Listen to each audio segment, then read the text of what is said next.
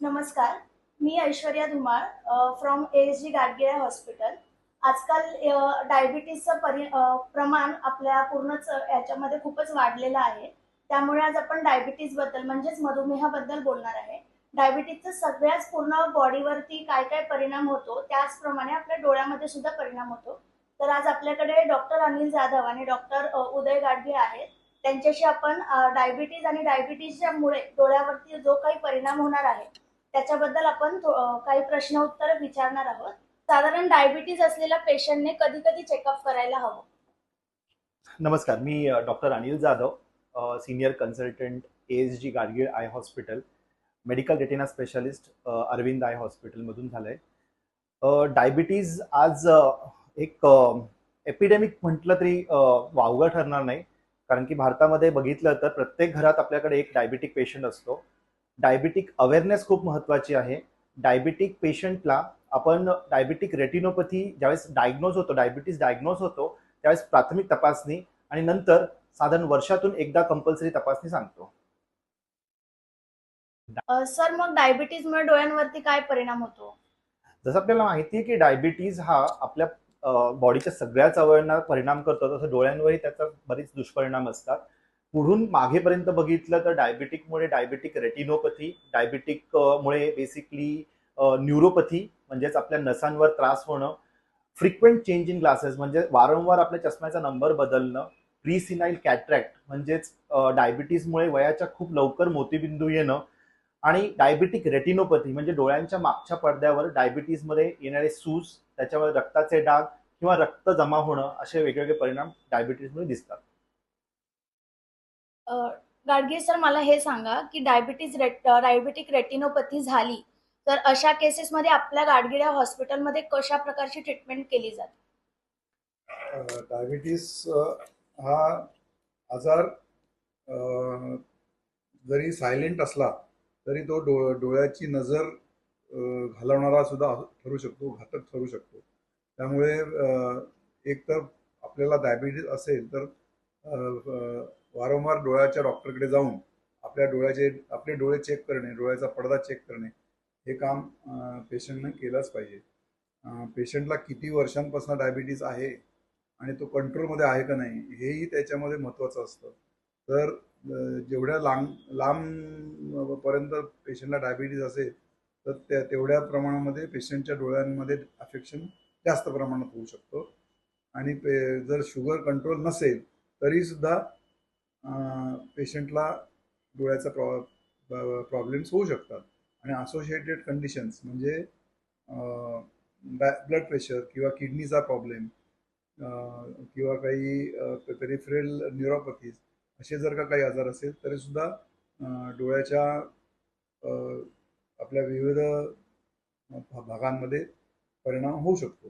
तर डॉक्टर गाडगीळ आहे हॉस्पिटलमध्ये जर बघितलं तर आपण जेव्हा एखादा डायबिटीसचा पेशंट येतो तेव्हा आपण त्याला एक तर त्याची डोळ्याची नजर चेक केली जाते, डोळ्याचं आय प्रेशर चेक केलं जातं आणि त्याच्या ज्या नसा आहेत त्या बरोबर काम करतायत की नाही हे बघितलं जातं. आणि मग डोळ्याची बाहुली मोठी करून डोळ्याचा पडदा आपण चेक करतो. आणि डोळ्याच्या पडद्यामध्ये जेव्हा आपण चेक करतो तेव्हा आपल्याला त्या डोळ्याच्या सूक्ष्म जे काही त्याचे भाग आहेत त्याच्यामध्ये जर का काही परिणाम झालेला असेल तर तो आपल्याला कळून येतो. आणि सर्जिकल ट्रीटमेंट जर लागत असेल तर त्यासाठी कोणते की होल्स आहेत का, किंवा आपल्या पेशंटला असं समजेल की आता आपल्याला सर्जिकल ट्रीटमेंट करावीच लागेल, असं काही तुम्ही ट्रीटमेंट किंवा काही सांगू शकाल का?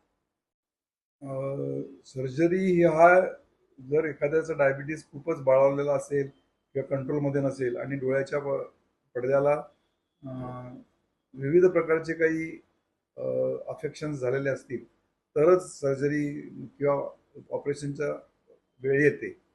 तर बऱ्याचशा वेळेला जवळजवळ 75-80% लोकांना ऑपरेशनची गरज भासत नाही जर त्यांनी प्रॉपरली डोळ्याचे आपले डोळे चेकअप करत राहिले आणि जर त्याच्यावरती जर काही प्रॉब्लेम्स असतील तर त्याच्यावरती ट्रीटमेंट घेत राहिली तर लोकांना ऑपरेशनपर्यंत परिस्थिती पोचतच नाही. पण जर समजा डोळ्याच्या आतमध्ये रक्तस्राव झाला किंवा ट्रॅक्शन म्हणजे डोळ्याच्या पडद्याला फाटला गेला, डोळ्याच्या आतमधल्या मेम्ब्रेन्समुळे, तर मात्र डोळ्याची नजर परत सुधारवण्यासाठी किंवा ते रक्त काढून टाकण्यासाठी व्हिट्रेक्टमी नावाची ऑपरेशन गरजेचं आहे. आणि ही व्हिट्रेक्टमी करताना आम्ही डोळ्याच्या आत पडद्याला लेझर सुद्धा करतो, त्याला म्हणायचं एंडो लेझर. आणि दुसरं एक सगळ्यात महत्वाचा आजार म्हणजे डायबिटिक मॅक्युलोपॅथी. डायबिटिक मॅक्युलोपॅथी म्हणजे आपल्या डोळ्याचा जो सेंट्रल भाग आहे त्याला म्हणायचं मॅक्युला. त्या मॅक्युलामध्ये पदार्थ म्हणजे आपल्या रक्तवाहिन्यांमधले जे पदार्थ असतात ते लीक होतात. त्या लिकेजेसमुळे त्या तिकडे सूज तयार होते आणि मग ती सूज झाल्यामुळे धुरकटपणा वाढू शकतो.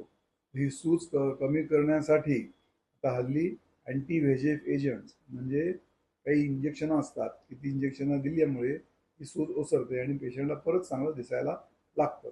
तर ही इंजेक्शन गरजेची आहे का नाही हे बघण्यासाठी आपल्या डॉक्टर गाडगीळ आय हॉस्पिटलमध्ये एक OCT नावाचं मशीन आहे. त्या OCTमध्ये OCT म्हणजे ऑप्टिकल कोहरन्स टोमोग्राफी. तर त्या OCTमध्ये आपण डोळ्याच्या नसा आणि डोळ्याचा पडदा याचा एक प्रकारचा CT स्कॅन आपण काढतो आणि मग त्याच्यावरनं आपल्याला समजतं की त्या डोळ्याच्या पडद्यामध्ये काही त्रास झालेला आहे का, आणि मग आपल्याला काही इंजेक्शन वगैरे देण्याची गरज आहे का, लेझर करायची गरज आहे का, ऑपरेशनची गरज आहे. सर, डायबिटीजमुळे मोतीबिंदू होतो असं ऐकलंय, पण हे खरं आहे का? किंवा यंगर एज मध्ये सुद्धा डायबिटीजमुळे आता प्रमाण वाढलेलं आहे, मग हे खरं आहे का? तुम्ही त्याबद्दल काय सांगाल? हो, डायबिटीजमुळे नक्की तर बेसिकली अनकंट्रोल डायबिटीज, आणि जसं सरांनी सांगितलं तसं बेसिकली लॉंगर ड्युरेशन म्हणजे बऱ्याच वेळेचा असलेला डायबिटीज, कॉन्स्टंटली हाय म्हणजे बराच वेळ जास्त प्रमाण असलेलं डायबिटीज, अशामुळे जी मोतीबिंदू होण्याची प्रक्रिया बॉडीमध्ये असते ती फास्टन होते. त्यामुळे प्रीसिनाईल म्हणजे वयानुसार खूप लवकरच यंग पेशंट्सला डायबिटिक पेशंट्सला मोतीबिंदू दिसतो. अशामध्ये पेशंट्सचे नंबर सारखे वारंवार बदलणं, लांबच्या गोष्टी अंधुक दिसणं, ड्रायव्हिंगला डिफिकल्टी होणं, हे पेशंटचे मेन कंप्लेंट्स असतात. अशा केसेसमध्ये आपल्याला नक्कीच ऑपरेशन करून त्यांचा रेटिना चेक करून योग्य ती लेन्स पेशंटला आपल्याला ॲडवाइस करावी लागते. Thank you sir. Thank you. तुमच्यामुळे आणि Thank you so much. Diabetes असलेल्या पेशंटला समजलं नक्की की काय आहे त्यासाठी. थँक्यू. धन्यवाद.